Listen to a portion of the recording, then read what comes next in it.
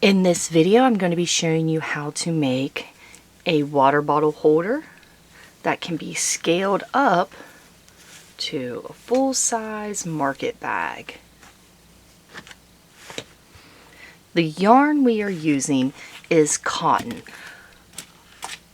I'm going to be using Premier Yarn Just Cotton. I actually got this from the Dollar Tree when it still was $1. So I've had this for a while. Any cotton yarn will be fine. I'm going to be using a 30 peg 5/8 gauge round loom from Cindywood Looms. The loom does not come looking like this. I hydro dipped mine. They are plain wooden looms, and I got different colored pegs and glued them in myself. The market bag I made using, I believe this is a 3/4 gauge 48 peg loom. It's typically that largest loom you get in those 4-piece loom sets at your local craft store, Walmart. I just picked one that had a big gauge. The bigger the gauge, the lighter weight the finished market bag is going to be. If you're putting apples in it, it doesn't matter if you've got holes that are a little bigger.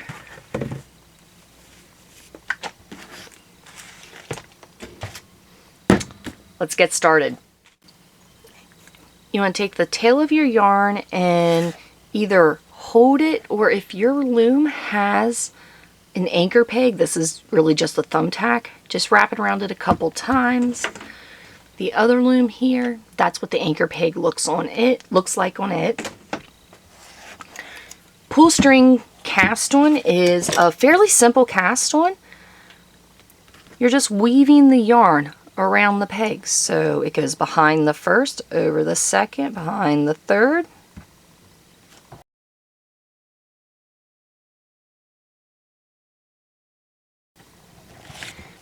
Now back at the beginning, we're going to wrap all the pegs that we went behind.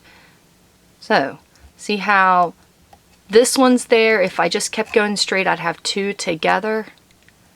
I'm going behind it. This is the next one that's open. So I'm going over it, behind this one, over, behind. When you do this,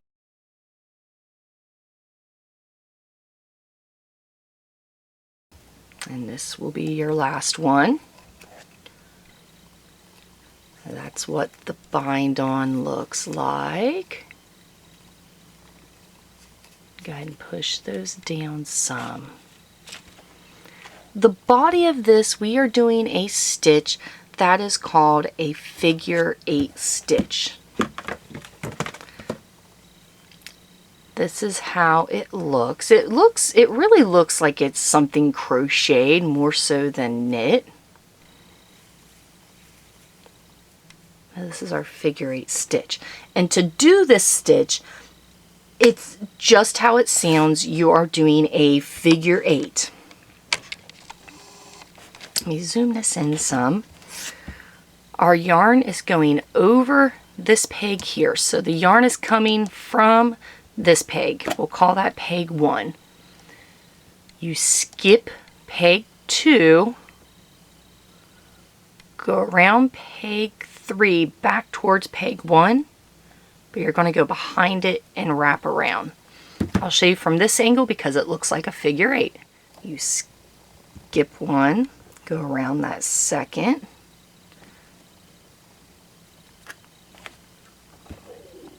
you got that. You're going to need your loom tool. Your first round is going to be a little more loose because you'll have like this expand. You'll have this area where the yarn is going behind. That is okay. So you're going to take your bottom stitch with your loom tool, pull it over the top. That one was pretty tight because my yarn is still hooked here. That's fine. And take the stitch off of, that was peg 3. Knit it over. Now your yarn, it was coming from peg 1. Now it's coming from peg 2.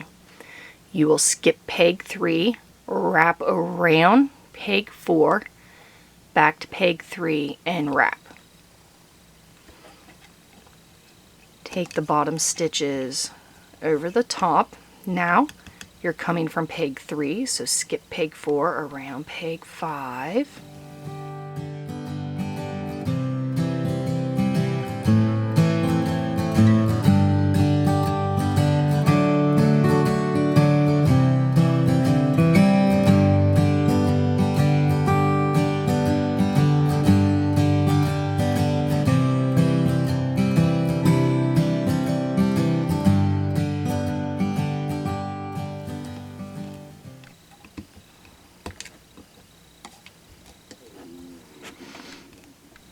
I'm back at the beginning now.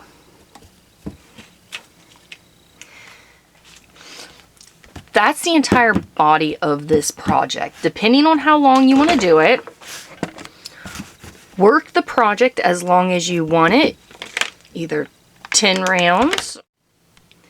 Now that you have your 10 rounds done, it's time for the bind off. We are using the Super Stretchy Bind Off. You can use a basic bind off if you would like. This is how it turns out. The loops kind of want to stand up, so you want to pull them down. It's a much tighter bind off. I prefer the Super Stretchy for this type of project. Take your working yarn and wrap it around the loom 2 to 2.5 times, just to make sure you have enough yarn to do this bind off. Got it. 2.5. My yarn is coming from peg 30. I'm going to skip peg 1 with the yarn in front. Go to peg 2. With my loom tool, I'm going to put it down through the top of the stitch, catch that strand and pull it up.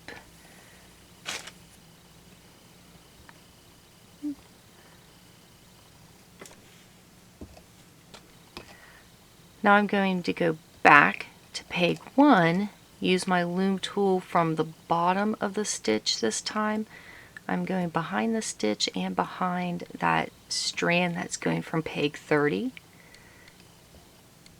I'm going to pull the working yarn down. Now my yarn is coming from peg 1.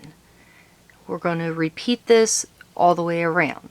So our step 1 is skip 1 peg, pull the working yarn up through, go back 1 peg, pull the working yarn down.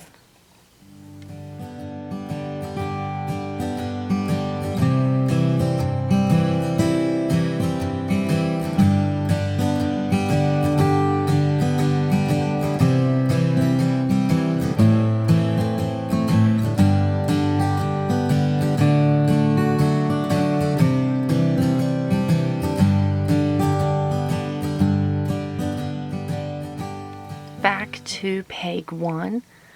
The working yarn is coming from peg 30. I'm going to go ahead and redo a couple of these.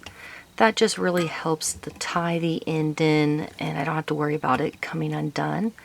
I'm still going to weave the end through a bit. This is just a little extra protection for it. You can take it off the loom.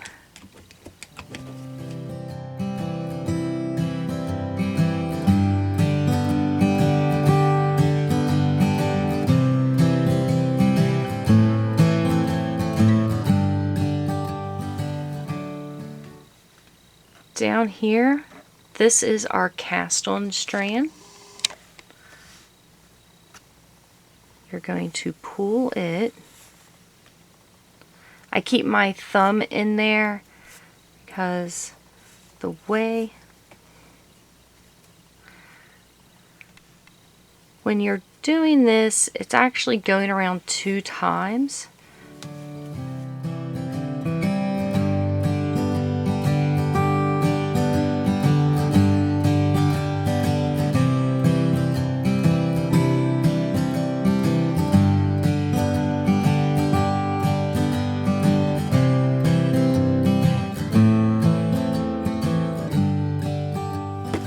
Now all we have left is the handle,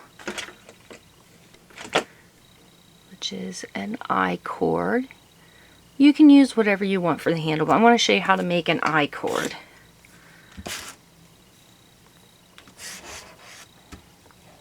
I'm going to wrap that around. All you're doing is that figure 8 stitch you've been doing this entire time. You do it once, you got to do it 2 times so you have a bottom stitch to take over the top. I'm going to hold my finger on this just so I don't pull it out.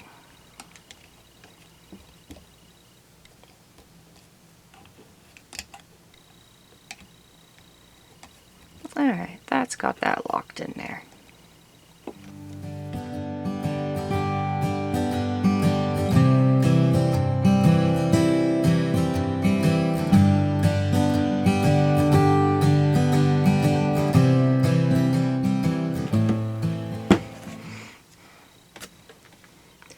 The cord's going to look very odd at first. All you do is tighten it.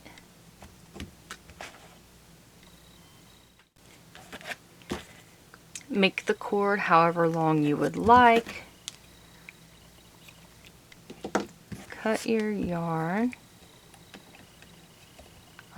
Put both stitches on the same peg. Take your working yarn and pull it up through both.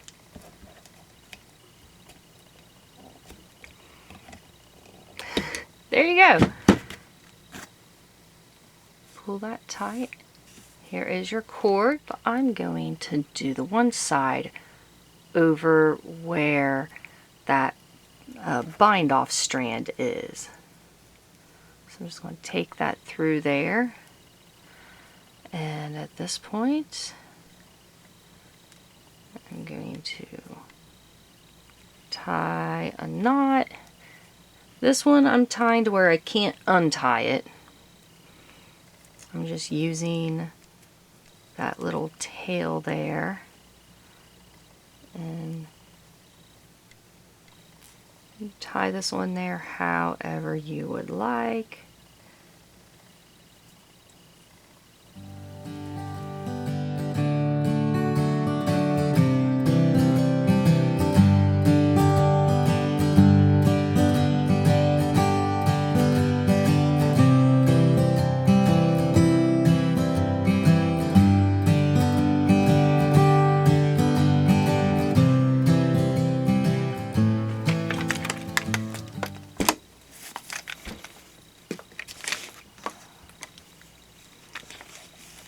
There we go.